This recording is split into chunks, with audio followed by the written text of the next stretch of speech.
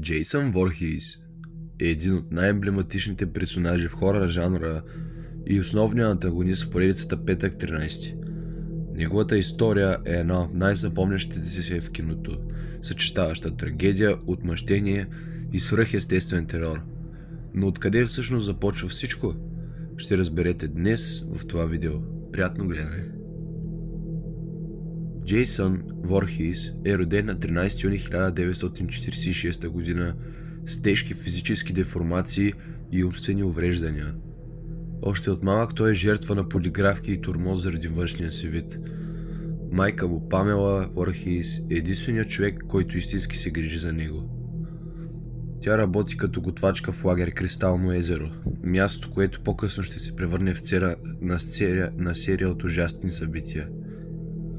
През лятото на 1957, когато Джейсън е на около 11 години, той се намира в лагера заедно с майка си.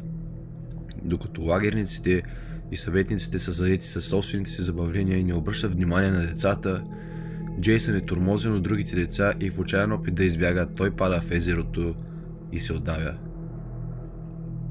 Никой не го спасява, защото съветниците са заети с любовни отношения и игнорират задълженията си.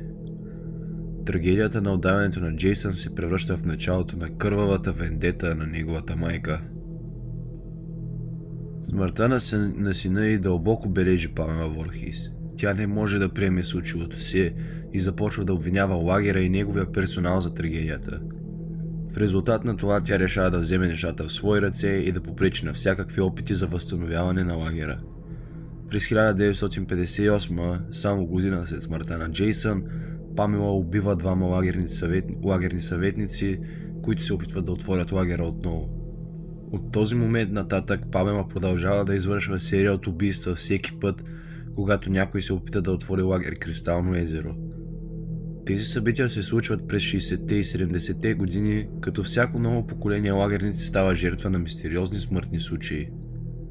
Лагера придобива репутация на прокълнато място и остава затворен за дълги години.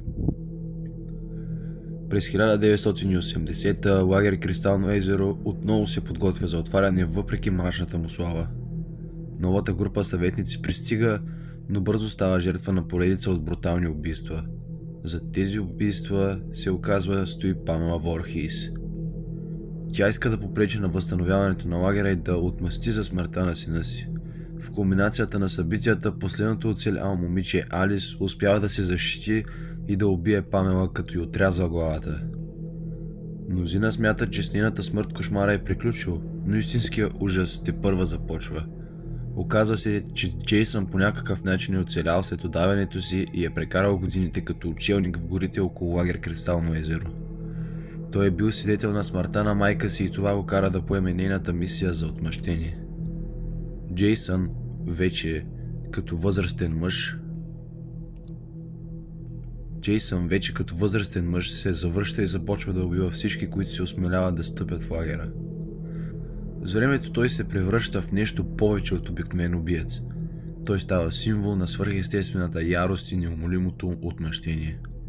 Неговия образ, хокейната маска, която той намира в по-късен етап, и мачетето стават иконични за хорър жанра.